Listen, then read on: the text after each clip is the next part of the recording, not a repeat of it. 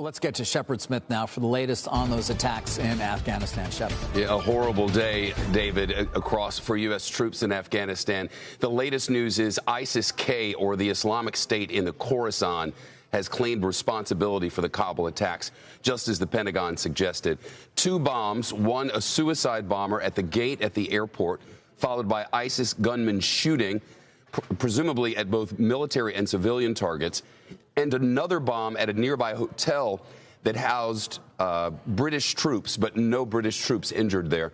Excuse me. In a Pentagon briefing last hour, the Central Command General Frank McKenzie said 11 Marines and a Navy medic were killed in these attacks in Afghanistan, and that 15 additional service members have been wounded. We have not been able to get any context on the severity of their wounds, whether their families have been notified, and where they are in hospitals.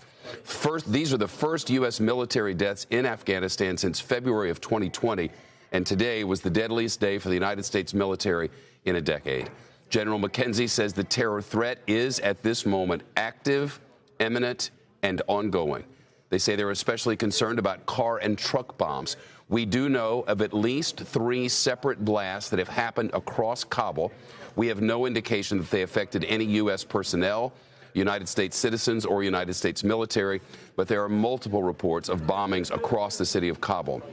Late word from the Kabul hospital, at least 60 injured Afghans in the blast taken to hospitals. The details of how the bombing at the gate happened have been coming out in trickles. The entrance to this gate is a long road that has blast walls on either side of it, concrete barriers. I believe we have some video of that area. And at the beginning of this, there's a Taliban checkpoint where the Taliban are supposed to screen people who are going to come in toward, and here that is. At the beginning of this is a Taliban checkpoint, and there's supposed to be a physical screening of everyone. Apparently, obviously, the suicide bomber was able to get past that Taliban screening. What we don't know is whether the Taliban missed it or whether the Taliban allowed it, because there's certainly no way to trust the Taliban anymore. The beginning of this agreement for the evacuation was the Taliban were to provide security for U.S. troops and complete access to the airport in exchange for our departure on Tuesday of next week. President Biden is expected to speak to the nation in 30 minutes, 5 o'clock Eastern Time, 2 o'clock Pacific. We'll have live coverage here on CNBC.